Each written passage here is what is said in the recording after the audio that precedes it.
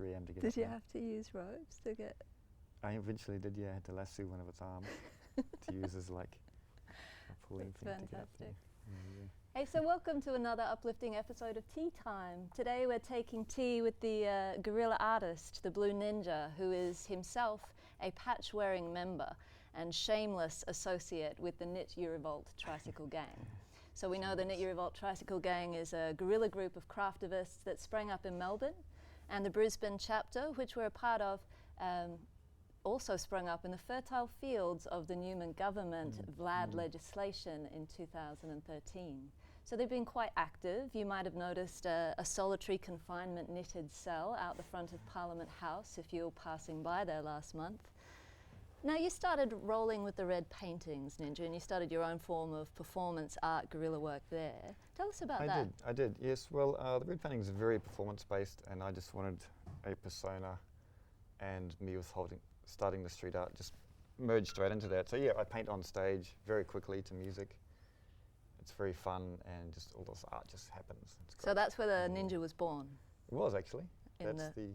In the cesspit of the red paintings and rock and roll. Oh, it was colourful, fun-filled cesspit, but it was great. And now you're taking it to the streets, so you've been doing some street installations and some surprise. Yeah, well, there's always surprises. I surprised myself. Brisbane, Brisbane's a great ground for that. It's not really proven yet. Like, it's not really art culture to say Melbourne and everything, but it's great. Yeah, I love putting art up in the most amazing places. And you've got some incredible feedback. So we're looking at cityscapes and places that have been sort of, you know, for business only and not for fun and not for play. So you've got a different spin on that.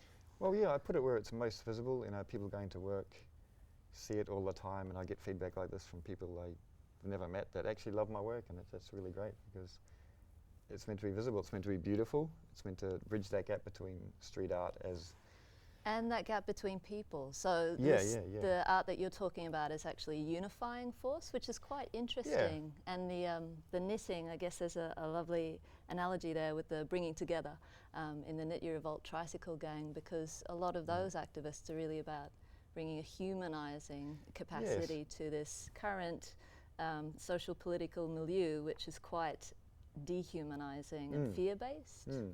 Well, it's all beautiful, it's all fluffy, as you're saying. It's great to look at. You can't be negative against it, you know.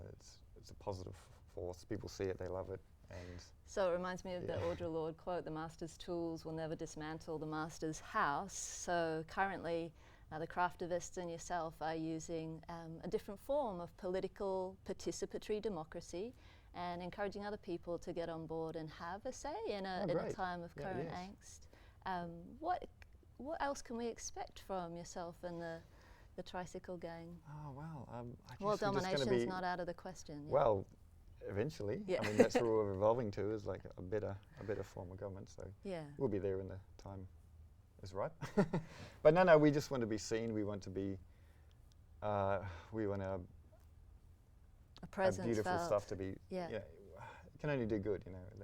Absolutely. The crocheted hearts and the warmth, you know, throwing a blanket, as it were, around the cold and quite stingy approaches to assembly at the moment.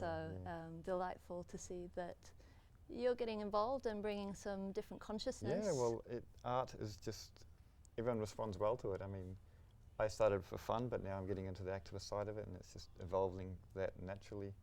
There you go, bringing the fun into activism. Thanks, Blu Art Xinja.